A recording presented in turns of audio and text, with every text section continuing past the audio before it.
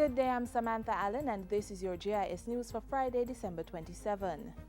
As Jamaicans celebrated Christmas Day and Boxing Day, the nation's leaders called for reflection and action. In his Christmas Day message, Governor General Sir Patrick Allen appealed for persons to awaken their charitable spirit and help the less fortunate.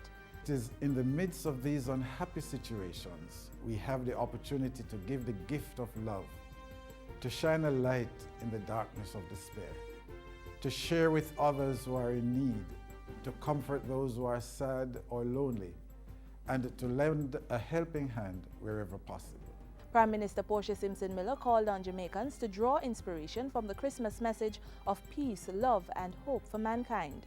If we let the seeds of its inspiration take root and bloom in our families and communities throughout the year, we will succeed in making our land calm, peaceful, and bright. And for his part, Leader of the Opposition Andrew Holness reminded Jamaicans of the commitment to protecting our children even while we celebrate. Let us ensure that they are properly guided and educated, particularly at the early childhood and primary levels of our education system.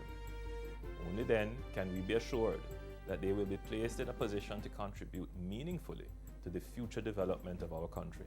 Prime Minister Portia Simpson-Miller has expressed sadness at the loss of life and destruction of property in our Caribbean neighbors of St. Lucia, St. Vincent and the Grenadines and Dominica.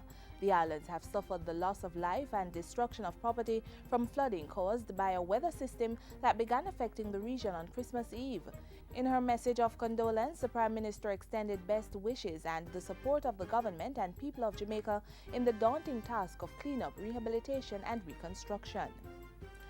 Government has taken steps to fulfill another of its commitments under the Extended Fund Facility with the International Monetary Fund, the IMF. On Tuesday, Parliament approved amendments to the Civil Service Establishment General Order 2013, which was tabled in the lower house last week.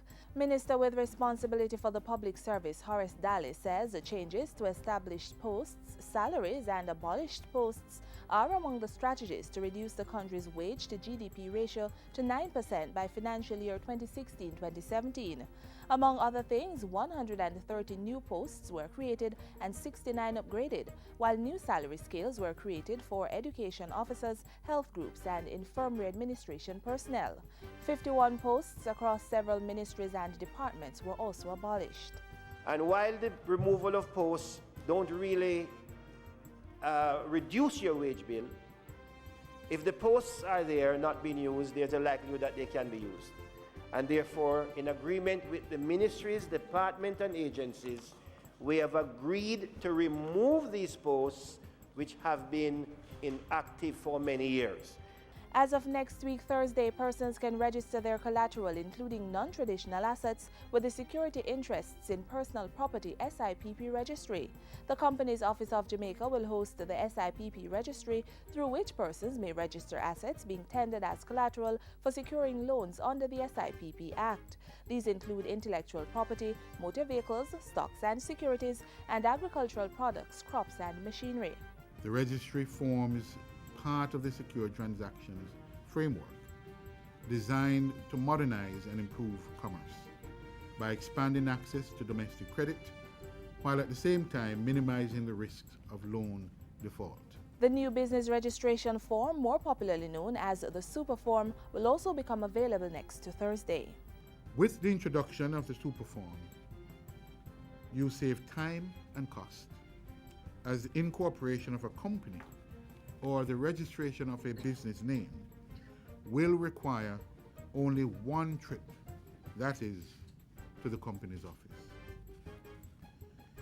It therefore eliminates the need to visit multiple agencies to process a TRN, NIS number, GCT, and NHT requirements, or to procure clearance letters. And finally, the Golden Spring community has partnered with the Jamaica Social Investment Fund, JSIP, to reconstruct and upgrade their health center. A $35.4 million contract was signed recently to facilitate the start of work. The majority of the funding is provided by the Caribbean Development Bank, while the community is contributing $4.3 million in cash or kind.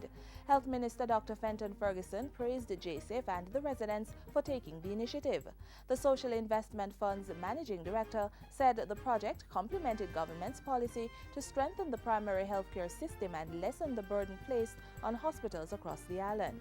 This project will have far-reaching effects on improving the Southeast Regional Health Authority's capacity to provide optimum care to Golden Spring and surrounding communities. The health center will be upgraded to a Type 2 facility and benefit over 4,000 users monthly.